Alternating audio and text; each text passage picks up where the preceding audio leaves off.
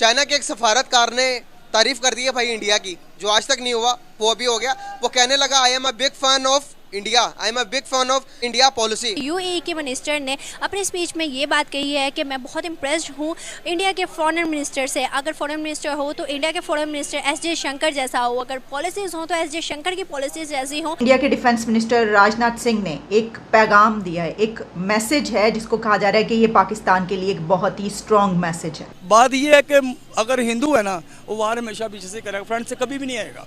हिंदू हमारे बच्चे से भी माशाल्लाह ला इलाहा इल्लल्लाह मोहम्मद रसूलुल्लाह कलमा पढ़ के निकला तो वो आगे है।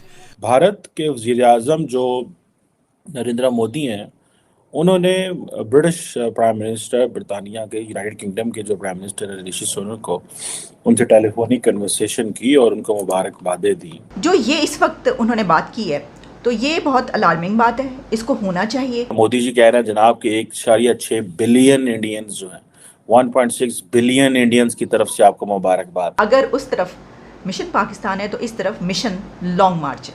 यूएई एक मुस्लिम कंट्री, चाइना एक नॉन मुस्लिम कंट्री, दोनों ही पाकिस्तान के करीब हैं, मगर they are preferring India, they are appreciating India. Modi साहब तो पता है आपको जादू की जफ्फी डाल देते हैं, वो जाके वो किसी से भी जाके जफ्फी डाल लेते हैं एंड देन दैट जफ्फी is basically sponsored and pushed by lot of power which is at home. अच्छा, सिर्फ हम इसी स्टेटमेंट पर क्या जलें और कूड़ें, हम इस पे क्या बात करें। दूसरी तरफ एक और चाइना के एम्बेसडर टू बांग्लादेश जो हैं उनकी एक स्टेटमेंट भी इस वक्त बड़ी डिस्कस की जा रही है और वो ये है कि वो हैं तो बांग्लादेश के एम्बेसडर और चाइना के हैं और पाकिस्तान के दोस्त हैं, लेकिन उन्होंने ये कहा है कि he is big fan of India. उन्होंने कहा कि हम तब तक आराम से नहीं बैठेंगे जब तक गिलगित बल्तिस्तान और कश्मीर जो पाकिस्तान के पास है उसको ले ना ले। सिर्फ यही नहीं बल्कि मैं तो ये देख रही थी यूएई के जो मिनिस्टर हैं फॉर आर्टिफिशियल इंटेलिजेंस, उन्होंने भी कुछ इंडिया की तारीफ की है, जिसमें उनका ये कहना था कि वो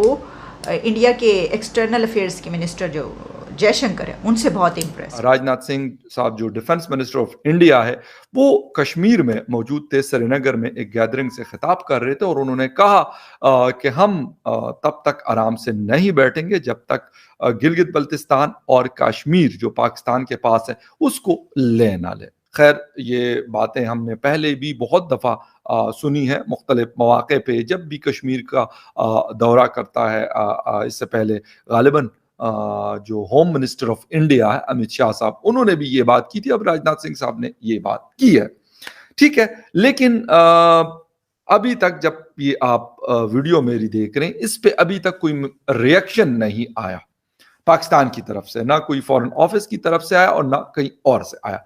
इंडिया के डिफेंस मिनिस्टर राजनाथ सिंह ने एक पैगाम दिया है, एक मैसेज है जिसको कहा जा रहा है कि ये पाकिस्तान के लिए एक बहुत ही स्ट्रॉन्ग मैसेज है। और उस मैसेज में, उस स्टेटमेंट में जो उन्होंने बात की है वो बात की है पाकिस्तान के कुछ इलाकों के बारे में, जिसमें Gilgit Baltistan to be integrated इस तरह की बात हुई है। फिर Rajnath Singh reveals centre's mission Pakistan. फिर ये कहा गया कि Kashmir Gilgit Baltistan integration with India, इस तरह की बातें की गई। अब देखें ये वाली बातें तो पहले कई मरतबा हो चुकी हैं और हमने इसके ऊपर प्रोग्राम्स भी किए, एक्सपर्ट ओपिनियन भी लिए कि ये क्या सिलसिला है सारा। तो खैर जो थ्रेट्स हैं वो तो आपको पता ही है, इधर से कश्मीर का तो मसला इधर से हमेशा ही इसी तरीके की ललकार जो है वो तो जाती रहती है। लेकिन जो ये इस वक्त उन्होंने बात की है तो ये बहुत अलार्मिंग बात है, इसको होना चाहिए, अलार्मिंग सिचुएशन और ये स्टेटमेंट। लेकिन इसको कौन देखेगा, क्योंकि अगर उस तरफ मिशन पाकिस्तान है तो इस तरफ मिशन लॉन्ग मार्च है।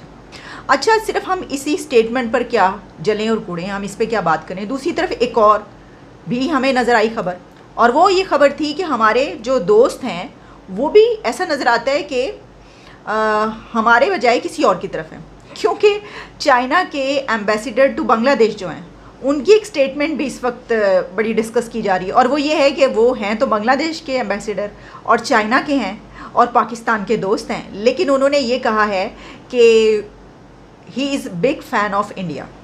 उनका ये कहना था कि मैं इंडिया का बहुत बड़ा फ़ैन हूँ, बिग फ़ैन ऑफ इंडिया। अच्छा, अब इसके ऊपर जो है वो क्यों कही उन्होंने बात, वैसे उनका नाम है ली जिमिंग जो है उन्होंने ये बात की, तो अब उनको पसंद होगा, हम क्या कह सकते हैं। देखिए अपनी अपनी ये तो अब स्ट्रेटजी है, किस तरह चलते हैं, ठीक है। तो हो सकता है कि वैसे तो चाइना उनसे इस बारे में पूछे कि आपने ये जो बात की है तो ये क्यों की है, लेकिन हो सकता है चाइना को पता हो और चाइना चाहता हो कि ताल्लुकात अच्छे हों, कि ठीक है इस तरह की स्टेटमेंट्स आप जारी करें, क्या करेंगे, हमने ट्रेड करनी है, हमारी ट्रेड इतनी बड़ी है, हम क्यों झगड़ा मोल लें किसी से, झगड़ा वगड़ा ख़त्म करें, आप चलें इस तरीके से।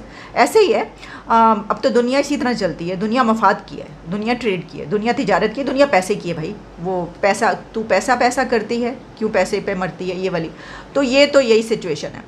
और सिर्फ यही नहीं, बल्कि मैं तो ये देख रही थी यूएई के जो मिनिस्टर हैं फॉर आर्टिफिशियल इंटेलिजेंस, उन्होंने भी कुछ इंडिया की तारीफ़ की है, जिसमें उनका ये कहना था कि वो इंडिया के एक्सटर्नल अफेयर्स के मिनिस्टर जो जयशंकर है उनसे बहुत इम्प्रेस्ड है, बहुत ज़्यादा वो उनको पसंद करते हैं और बहुत इम्प्रेस हैं कि भाई बड़ी कमाल की वो शख्सियत है और वगैरह वगैरह इस तरह की चीज़ें। तो हमारी तरफ जो कुछ चल रहा है, हम सोच रहे थे कि कोई खबर ढूंढे कि हमारी भी किसी ने तारीफ़ की हो, तो हम अपनी तारीफ़ खुद ही कर, बिल्कुल हम करेंगे अपनी तारीफ़ खुद, क्यों ना करें, क्योंकि आप देखें कि कितनी ज़बरदस्त हमारी मईशत है, हमारे जो फॉरेन रिजर्व्स हैं वो कितने 7 पॉइंट समथिंग पर आ चुके हैं, और हमारी मईशत की जो हालात हैं वो हम डिफ़ॉल्ट होने से बच गए हैं। कितनी ज़बरदस्त बात है, तारीफ़ ना करें तो फिर क्या करें। अगर मैं बात करूं अपने पड़ोसी मुल्क इंडिया की, तो इंडिया के फॉरेन मिनिस्टर की जयशंकर की तारीफें चाइना कर रहा है, जयशंकर की तारीफें यूएई कर रहा है, जयशंकर की तारीफें अमेरिका कर रहा है। क्या वजूहत, उनमें क्या चीज़ें हैं, क्या वजूहत है कि उनको दुनिया इतना उठाती है और हमें, हमारे पास इतनी काबिलियत नहीं है? क्या वजूहत है, हम इतने डे बाई डे डाउनफॉल में जा रहे हैं? क्या वो खुददार हैं, किस वजह से उनकी ज़्यादा वैल्यू है? अगर हिंदू है ना, वो वार हमेशा पीछे से करेगा, फ्रंट से कभी भी नहीं आएगा।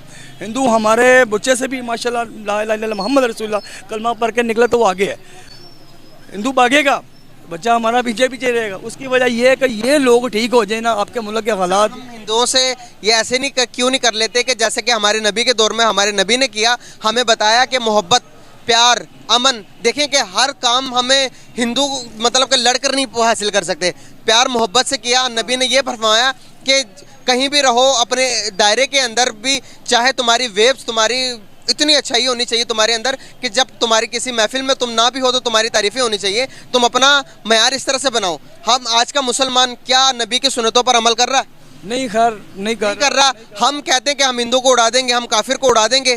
खाली उड़ाने से हल है हर मसले का? नहीं, हल तो हर मसले का ही, हर मसले का हल हम प्यार से क्यों नहीं कर लेते? हम काफिर को बिठाकर, हिंदू को बिठाकर क्यों नहीं किया? कहते कि भाई आप भी हमारे भाई हो, हम भी हमारे भाई हैं, हम मिलकर काम करते हैं। गिरा था हमारे मुल्क में पैलेट, जैसे इमरान खान साहब ने उसको इज्जत से यानी कि रवाना किया।